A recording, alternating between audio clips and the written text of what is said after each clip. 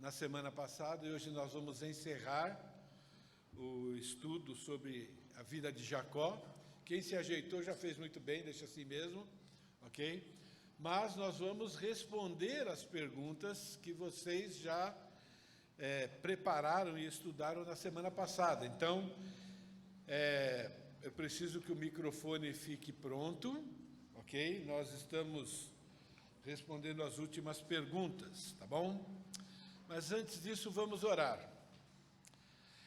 Obrigado, Deus. Mais uma vez nós queremos agradecer ao Senhor pelo privilégio de sermos teus filhos, de termos, pela tua graça, pela tua misericórdia, Pai, sido presenteados pelo Senhor com a fé, a confiança na obra do Senhor Jesus Cristo na cruz, na qual Ele paga o preço dos nossos pecados, nos purifica, nos capacita, Pai querido, a viver de maneira agradável ao Senhor.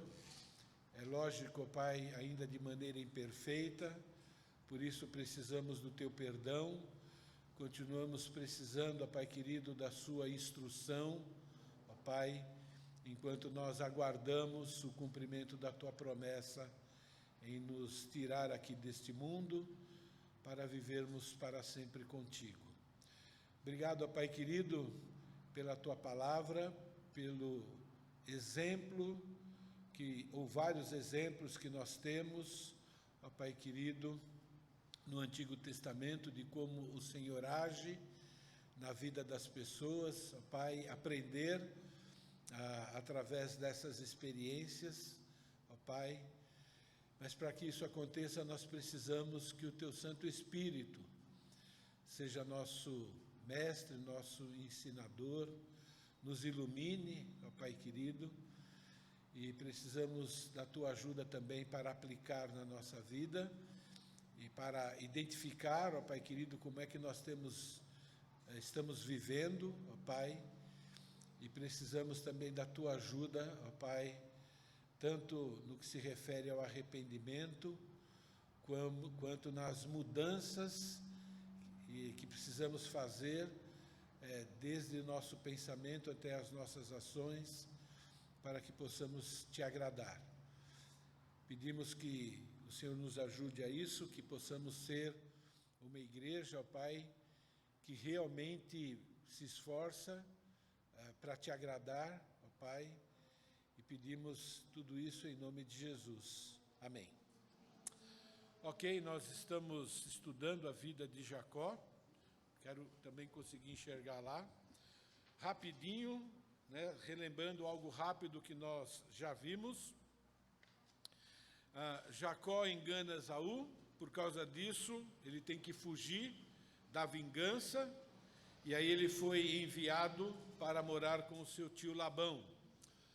Labão enganou Jacó de várias formas diferentes e por muitos anos, na verdade por décadas, porém Deus cumpre a sua promessa de cuidar de Jacó e até de fazê-lo prosperar.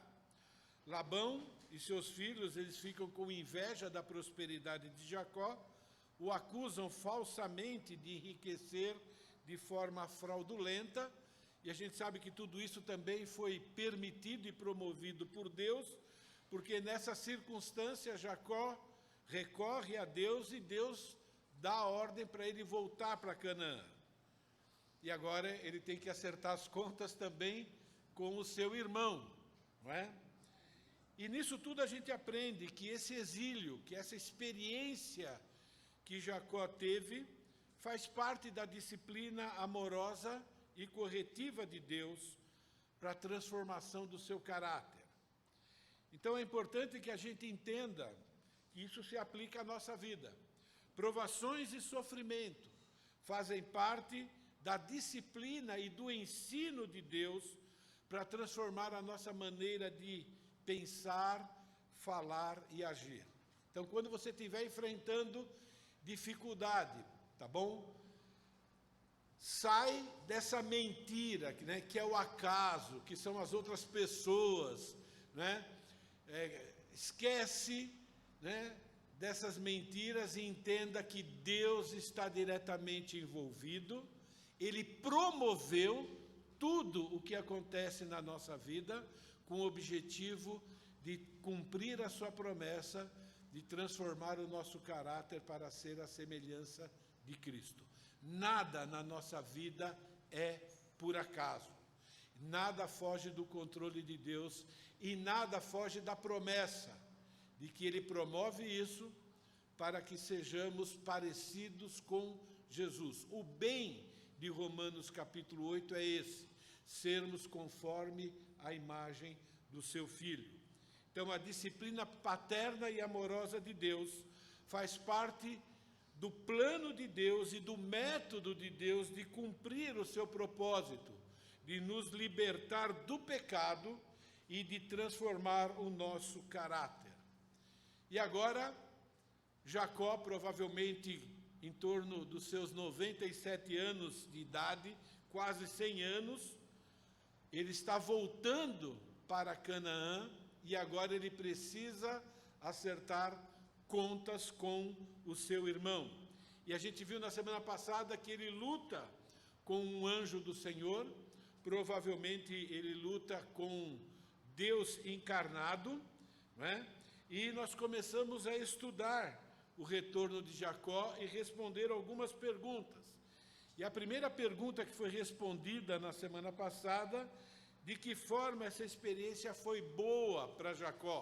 Toda essa experiência, todo o engano que ele sofreu, né, fugindo do seu irmão, né, e todas as coisas difíceis e também as coisas boas. E eu quero investir um tempo com vocês sobre essa questão da mudança do nome de Jacó para Israel. Essa mudança tem como objetivo enfatizar a transformação que Deus já está realizando na vida de Jacó. Né? Deus está moldando o caráter de Jacó aqui. Então, Gênesis capítulo 32, versículos 28 a 30, Jacó está lutando com Deus, se agarrou lá, né? Não deixou, né? Não desistiu da bênção e tudo mais. Então, o anjo disse: não te chamarás Jacó, e sim Israel, pois como príncipe lutaste com Deus e com os homens e prevaleceste. Tomou Jacó, dize, rogo-te, como te chamas? Respondeu ele: por que perguntas pelo meu nome? E em vez de responder o nome, ele abençoa Jacó ali. E aquele lugar se chamou Jacó chamou aquele lugar de Peniel, pois disse: vi a Deus face a face e minha vida foi salva. Então, eu creio que aqui é realmente Deus encarnado, ok? Tem pessoas que podem ter uma interpretação diferente, mas o fato dele ser abençoado naquele momento em que ele pergunta qual é o nome do anjo, para mim já é mais uma prova, né, de que é Deus renovando para Jacó a promessa no momento de crise de Jacó. Jacó aqui está em crise. O que é que vai acontecer comigo? Eu vou encontrar com meu irmão vai vir aqui e está vindo aqui com 400 homens, né? É um batalhão, ok? Quero falar algo mais sobre os significados do nome, ou dessa mudança de nome. Por quê? Porque tem muita aplicação para nós que somos salvos, nós do Novo Testamento. O nome não foi dado por ele ter derrotado Deus. Na verdade, ele não derrotou Deus, né? O que aconteceu aqui foi que Jacó alcançou o seu objetivo. E qual era o objetivo de Jacó? Ele queria ser abençoado por Deus.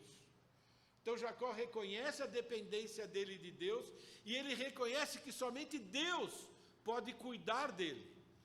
Somente Deus pode suprir as suas necessidades, somente Deus pode preservar a sua vida. E somente Deus pode preservar a sua descendência.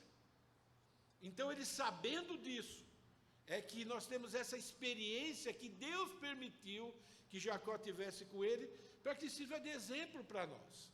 Então a luta de Jacó com Deus, e toda aquela noite, não foi porque Deus era fraquinho, Pelo contrário, né, nós sabemos que se fosse um anjo, que é muito inferior a Deus, né, teria derrotado Jacó em menos de um segundo de luta. Mas foi para mostrar para nós a longanimidade de Deus e o desejo de Jacó de ser abençoado por Deus. Para que nós tenhamos essa mesma garra, para que nós tenhamos esse mesmo desejo, para que nós não troquemos, né, as promessas boas de Deus por essas bolotas que o mundo nos oferece. E às vezes a gente faz uma troca, né, de maneira muito rápida e fácil. Jacó respondeu: não te deixarei ir se não me abençoares. Então o que ele queria era a bênção do Senhor. Então Jacó não derrotou o adversário, mas ele perseverou no seu objetivo. E ele perseverou pela fé. Né? Essa experiência, vamos dizer assim, entre Jacó e Deus, começou quando ele estava fugindo, ele era bem jovem, né? E ele teve aquele sonho, né? Os anjos subindo e descendo naquela escada, e lá ele recebe uma promessa de Deus. Ele viveu à luz dessa promessa. Quais são as promessas que sustentam o seu dia a dia? Entende? Nós temos que viver baseada nas promessas que Deus nos deu. E temos vários na palavra de Deus. Ok? O verbo aqui, prevaleceu, significa que Jacó, ele resistiu ao cansaço. Ele resistiu à força daquele anjo. Então, aquele anjo, é lógico, ele aplicou uma certa força, uma força na qual, né, Jacó poderia, de alguma forma, continuar lutando, né? E Jacó não desistiu, ele foi à exaustão para conseguir aquilo que ele queria, que era renovar ou ter renovado a promessa que Deus fez a ele. Então, Jacó alcançou o seu objetivo, ele foi vitorioso no sentido de alcançar o objetivo que ele tinha, tá bom? É muito importante que não foi uma derrota de Deus, é importante a gente entender isso. Na verdade, não foi nem empate, não é? A hora que Deus decidiu fazer o ataque, a luta acabou, né? Ele ficou com um problema na perna, não tinha mais como reagir, ele simplesmente se agarrou e não vou te largar. Então isso é muito importante, tá bom? Então aqui nós temos uma boa experiência, resumindo, né?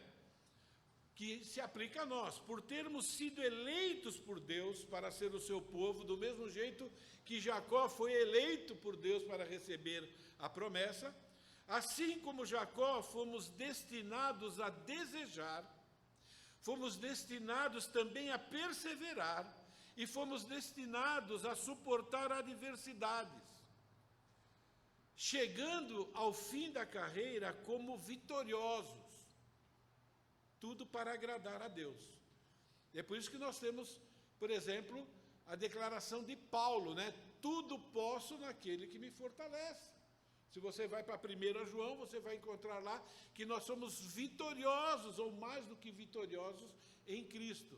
Então, essa experiência de Jacó se aplica a nós, em lutar contra todas as adversidades, preservando a fé, as promessas que Deus nos fez, e clamando a Deus pela sua intervenção em nosso favor.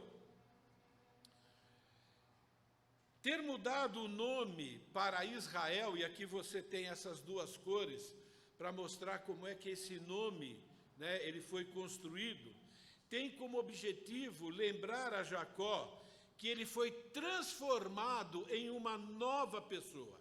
Ele foi eleito, ele foi escolhido para ser algo diferente do que ele era. Ele era uma pessoa que enganou seu pai, enganou o seu irmão, não é, para conquistar aquilo que ele queria. E Deus está dizendo: olha, eu vou mudar o seu nome, porque o que você era não presta para nada. Você precisa ser transformado para você poder ser útil nas minhas mãos. Então ele foi capacitado, ele foi exortado, nessa mudança de nome, a mudar o seu comportamento pecaminoso. voltar a agir como uma pessoa que foi criado à imagem e semelhança de Deus. Então Deus disse para ele: olha, você não vai chamar mais Jacó, você vai chamar Israel. Professores de hebraico afirmam que a palavra Israel é formado literalmente pela união de duas palavras. Essa palavra Yashar, que para nós é Isra, mais o nome El. Então, El significa Deus. Essa palavra Yashar significa reto. Aquele que é reto diante de El. Aquele que vive de maneira correta diante de Deus. Imagine agora, ele recebe esse nome. Ele entendeu esse significado. Agora você não é mais Jacó. Agora o seu nome é aquele que vai andar corretamente diante de Deus. Imagine o impacto de você ouvir isso do próprio Deus. Você agora é aquele que vai andar de maneira honesta, de maneira honrosa, de maneira justa, de maneira correta. Você agora deve ser um temente a El, isso é, a Deus. Então, Deus mudou o nome de Jacó para ensiná-lo aquilo que ele deve ser. Que tipo de pessoa ele deve ser? Muito parecido conosco, né? A Bíblia diz que a nossa vida era uma vida repugnante antes de conhecer o Senhor Jesus. As nossas obras não serviam para absolutamente nada, era trapo de imundícia. Deus nos salvou sendo pessoas nojentas para agora serem o quê? Transformadas em alguém que vai seguir a Jesus, em alguém temente a Jesus. Deus mudou o nome de Jacó para lembrá-lo que a partir daquele momento ele tem que ser e tem que viver como um novo homem. Deus mudou o nome de Jacó para afirmar que ele foi transformado, isso é, ele recebeu capacidade e recebeu uma ordem de mudar o seu comportamento pecaminoso, sendo agora conforme a imagem e semelhança de Deus. Então, essa experiência ao longo dos anos, momentos muito difíceis, momentos bons também, não é? Foi uma experiência boa, por causa da eleição de Deus, assim como Jacó, nós fomos destinados para sermos mais que vitoriosos sobre os nossos desejos pecaminosos e também vitoriosos em perseverar na prática de desejos e ações que agradam a Deus. Posso tudo naquele que me fortalece. Em Deus nós podemos ser esse novo tipo de pessoa. Existe também um outro significado. Alguns professores da língua hebraica afirmam que esse nome de Israel também faz alusão ao fato dele ter lutado como um príncipe. Por isso, pode significar príncipe de Deus. E o próprio texto parece que colabora com isso, né? Não te chamará Jacó, mas sim Israel, pois como príncipe lutaste com Deus e com os homens prevaleceste. Essas pessoas que conhecem a língua hebraica, elas afirmam que nessa palavra, traduzida na língua portuguesa como Isra, isso é aquilo que vem antes do El, tá bom? Tem na sua raiz a palavra no hebraico Sar, que significa príncipe, sugerindo que Jacó deve andar conforme essa nova posição. Agora ele é um príncipe de Deus, isso é, ele é uma pessoa que foi capacitada por Deus para, formar uma nova nação e ser um representante de Deus também aqui nesse mundo. Então, se nós formos incluir essa interpretação também no nome de Israel, nós podemos dizer que nós somos também pessoas ordenadas a andar conforme a nossa posição. Lembra qual é a nossa posição? Baseado nesse texto de Pedro, né? Vós sois raça eleita, sacerdócio real, nação santa, povo de propriedade exclusiva de Deus, a fim de proclamardes as virtudes daquele que nos chamou das trevas para a sua maravilhosa luz. Vós que antes não eram povo, agora vocês são povo, né? Não tinham alcançado misericórdia, mas agora alcançaste misericórdia. Amados, exorto-vos como peregrinos e forasteiros que sois, absterdes das paixões carnais que fazem guerra contra a alma, mantendo exemplar o vosso procedimento no meio dos gentios, para que naquilo que falam mal contra vós outros, como de malfeitores, observando as vossas boas obras, glorifiquem a Deus no dia da visitação. Então, se Israel também significa príncipe de Deus, Deus disse agora, Jacó, você se chama Israel, e agora você tem que honrar esse título.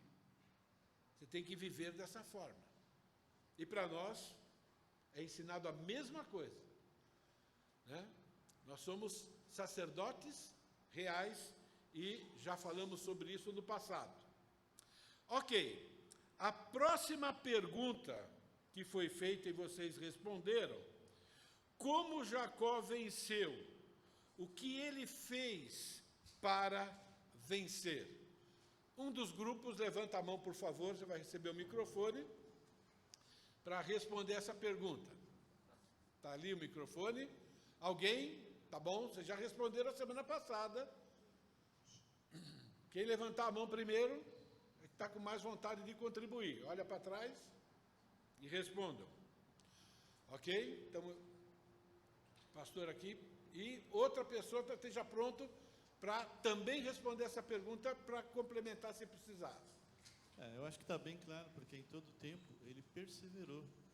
Da mesma forma que nós temos que perseverar em oração para obter a resposta de Deus, ele, nesse ato de segurar a Deus, coisa que é impossível para o homem, só por permissão, ele perseverou até que ele realmente recebeu a bênção.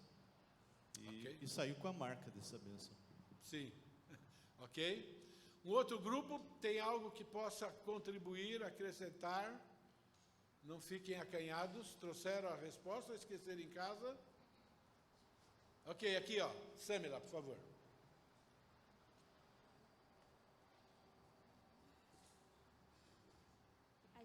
A gente pegou a parte de Oséias, que fala que ele chorou, implorou o seu favor e colocou que ele humilhou-se. Você vai ter que falar mais alto de novo. A gente pegou a parte de Oséias, que ele chorou e implorou o seu favor. Então, a gente colocou que ele humilhou-se diante de Deus. Ok. Tá? Então, foi uma maneira dele implorar e também se humilhar diante de Deus. Ok, tá bom? Enquanto Jacó se defendia, né, do atacante e tal, ele solicitou a bênção. Apesar de Jacó ser pecador, e Jacó ainda era mau caráter, e vocês sabem o que eu penso a respeito de todos nós aqui, não é? As pessoas não gostam de ouvir, mas eu digo, todos nós aqui somos ainda mau caráter. Em níveis diferentes, talvez, mas ninguém aqui ainda tem o caráter de Cristo. E aquilo que não é de Cristo é mau, tá bom? Então não saiam daqui bravos comigo, eu sou um pastor ainda com mau caráter. Pela graça de Deus, um dia eu vou ser perfeito. Então Jacó, apesar de ser pecador e mau caráter, ele era um homem que exercitou a sua fé. Ele exercitou, ele grudou naquela promessa. Acreditou, confiou e valorizou. Aquela promessa, aquela aliança com Deus, era o bem mais precioso que Jacó tinha. Isso não há dúvida, você pode ver que é o que ele mais queria, não é? Diferente de Esaú, que ele desprezou a ponto de trocar por uma necessidade momentânea, passageira e inferior. Não esquece que Jacó trocou o direito de primogenitura dele por causa de um prato de comida, porque ele estava, Esaú, obrigado, gente, porque ele estava morrendo de fome. Ok? Então é muito importante a gente entender isso, né? Esse texto de Hebreus nos ajuda a entender isso. Por quê? O mundo está oferecendo para a gente muita comida ruim, mas que a gente gosta. E a gente precisa tomar cuidado com isso. Né? Toda vez que a gente troca, né, opta por um pecado, por algo inferior, de alguma forma nós estamos imitando a Esaú. Precisamos tomar cuidado com isso. Ok? E por isso que Jacó, diferente de Esaú, valorizou aquela promessa, aquilo era muito importante para ele. Então ele lutou a noite toda com as forças que ele tinha. E nós temos uma exortação para nós em relação a isso. Nem haja algum impuro ou profano como foi Esaú, o qual por um repasto vendeu seu direito de primogenitura. Pois sabeis também que posteriormente, querendo herdar a bênção, foi rejeitado, pois não achou lugar de arrependimento, embora com lágrimas o tivesse buscado. Ele já tinha vendido, não tinha volta. Já tinha trocado, na verdade. Não é? Aplicação para nós. Isso aqui está no lugar errado. Eu não acredito.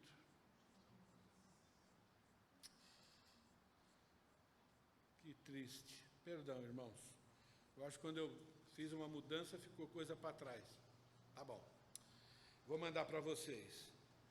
Irmãos, uma aplicação para nós. Que as nossas necessidades temporárias não tomem de nós o lugar e o tempo que nós devemos dar às nossas necessidades espirituais. Um dos primeiros estudos que eu li de um falecido pastor chamado Israel Bjork, que me chamou bastante atenção, e para essa geração talvez seja difícil, era uma apostila que tinha o título assim: o crente não deve trabalhar demais. Ele viveu numa época que é muito parecida com a nossa aqui, em que os cristãos não tinham tempo para Deus, principalmente os homens. E a gente sabe que nós temos responsabilidade para sustentar a nossa família com dignidade. Não é? Eu só estou dando um exemplo. Né? Pense nisso. Mas não somente nisso, quantas coisas nós trocamos. Não é? Quando eu gostava mais de futebol, graças a Deus, Deus me livrou do prazer de assistir futebol. Minha família é testemunha, eu não tenho mais paciência. Não é? Mas quantas vezes o jogo de futebol concorria com o culto, e a minha cabeça ficava dividida. Eu sou um Esaú, em algumas áreas da vida. Não é? E outros prazeres, às vezes lícitos, mas momentâneos, que se tornam ilícitos quando eles começam a competir com as nossas responsabilidades cristãs, oração, participar dos estudos e assim por diante. É impressionante, né? Para Deus, parece que a gente tenta dar o mínimo necessário. E para todas as outras coisas, a gente dá de nós com muito mais prazer. Cuidado. Né? O Novo Testamento, está aqui, nós acabamos de ler um texto, mostrando que nós podemos correr o risco de sermos imitadores de Esaú. Ok? A maioria, eu escrevi assim, a maioria dos salvos dessa geração não estão motivados a conquistar os galardões eternos. Preferem usar o tempo para conseguir coisas terrenas e desfrutar de alegrias e prazeres passageiros, como fez Esaú. Se vocês acham que eu estou errado, podemos bater um papo, ok? Não ser ambicioso em adquirir galardões oferecidos por Deus é ser um tipo de Esaú. Se vocês acham que eu estou fazendo ou falando alguma coisa errada, vocês pensem a respeito disso. Entende? Nós precisamos nos tornar ambiciosos em adquirir aquilo que Deus oferece para nós. Deus quer nos dar e nos oferece muitas coisas. Pensem a respeito disso, não é? São lições importantes para nós.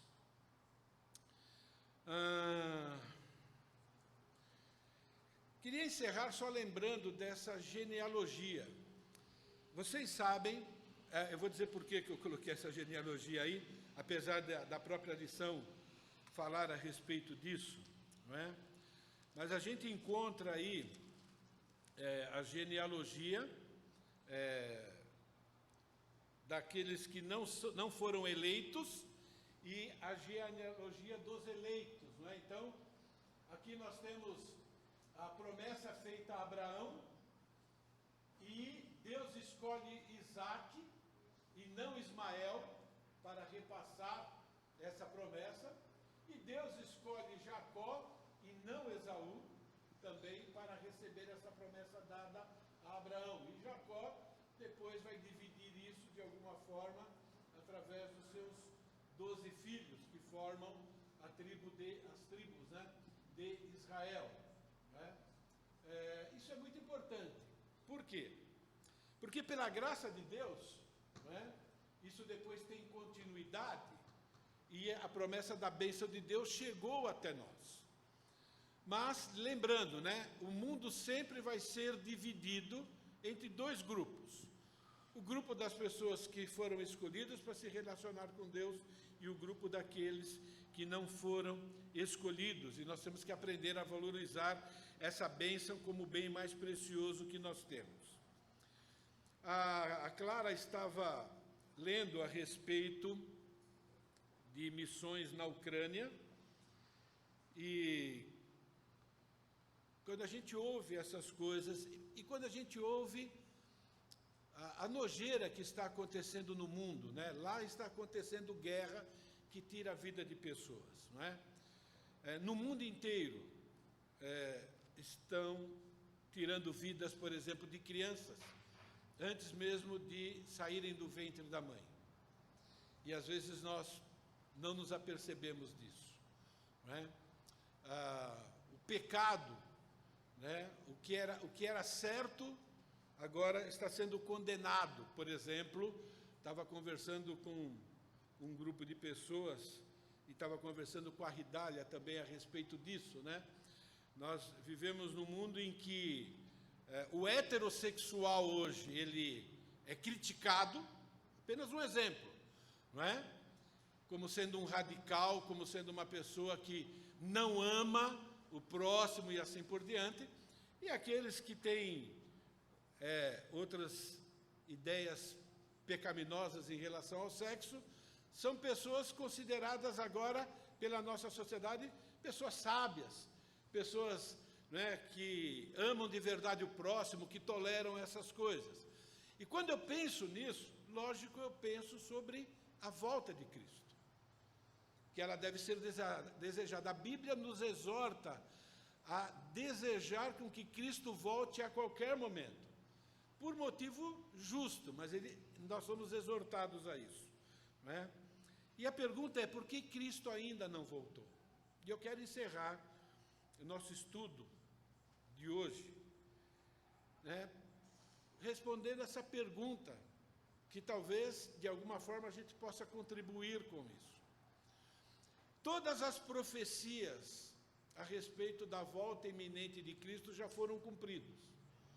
Lá no ano 70, quando caiu Jerusalém, depois daquilo, Jesus poderia retornar a qualquer momento. Então, o que é que está, entre aspas, não impedindo, mas o que falta acontecer para que Cristo volte? Eu creio que esse texto de 2 Pedro, que nós já estudamos sobre a vinda de Jesus, vai nos responder. Eu vou ler o texto todo, tá bom? Diz assim, 2 Pedro capítulo 3, amados, esta é agora a segunda epístola que vos escrevo.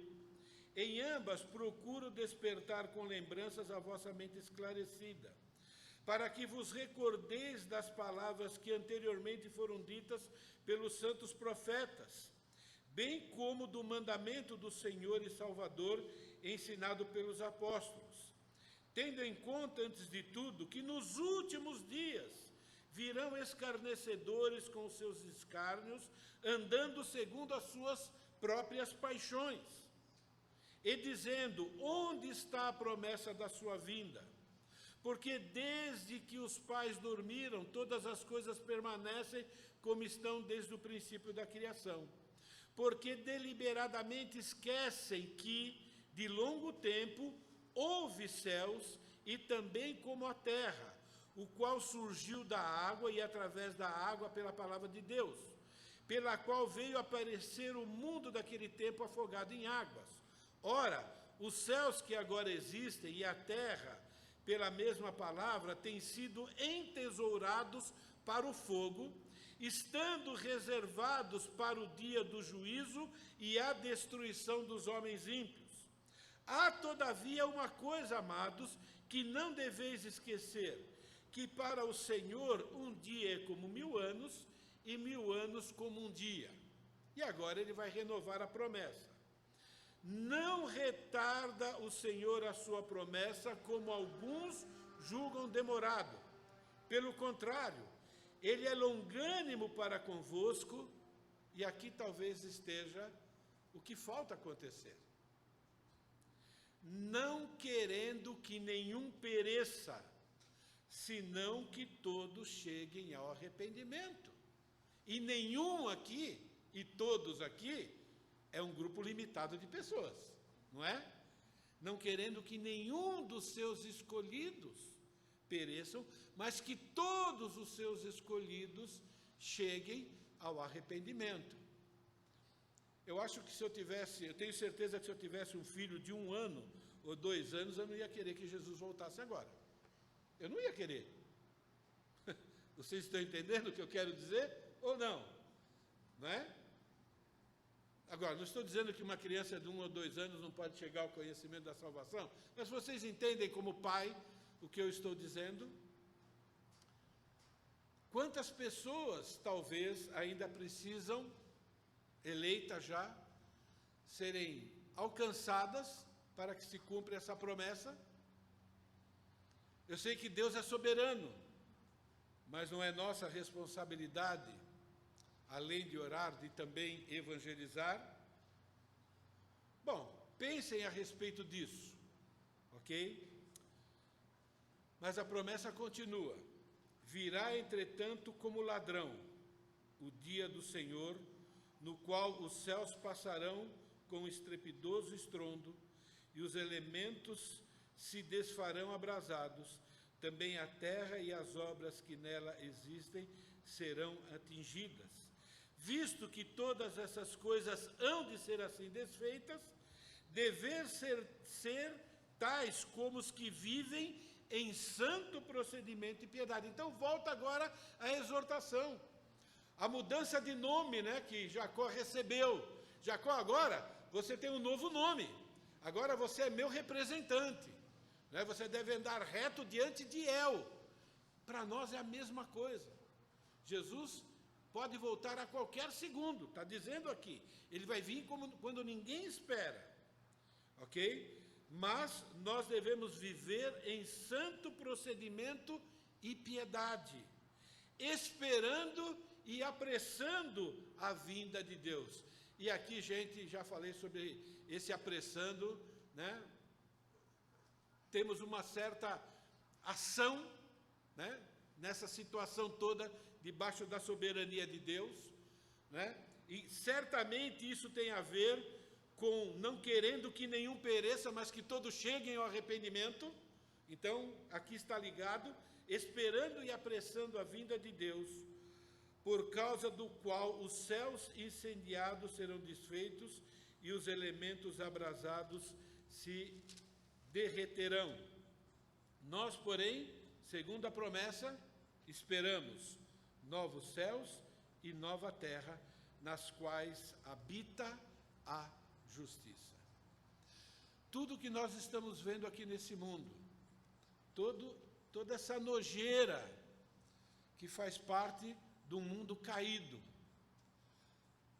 vai cair, vai desaparecer, vai ser queimado. Um dia, é aqui no planeta Terra, só vai reinar a justiça. E nós fazemos parte dessa promessa. Raul, dá o microfone para o Raul. O Raul vai terminar e vai aproveitar, Raul, e orar, agradecendo esse tempo e nos despedindo, tá bom? Alô? Ok. Nós entendemos que essa parte de 2 Pedro é muito clara e não existe nenhuma promessa, como o pessoal fica falando, aliás, na minha live eu estou falando exatamente sobre esse assunto. As pessoas ficam colocando, os sinais, tal, a volta de Cristo, estão esquecendo de algo antes, que é o arrebatamento. O que está faltando dentro do que você mesmo falou, que o Senhor quer que todos cheguem ao arrependimento? O último que vai se converter. Isso é missões. Onde está ele? É isso que eu tenho pregado para o pessoal. Se começa em Pentecostes e termina no arrebatamento, existe um número fechado de crentes. Se existe um número fechado de crentes, se o último ainda não foi alcançado, precisa ser. Onde ele está? É teu pai, tua mãe, teu vizinho, está na Ucrânia, onde está? Por isso que eu incentivo, indo e fazer discípulos de todas as nações. Amém. Encerra orando por nós, por favor. Tá, amém. Senhor nosso Deus e Pai, nós louvamos o Teu nome por essa exposição tão clara da Tua palavra.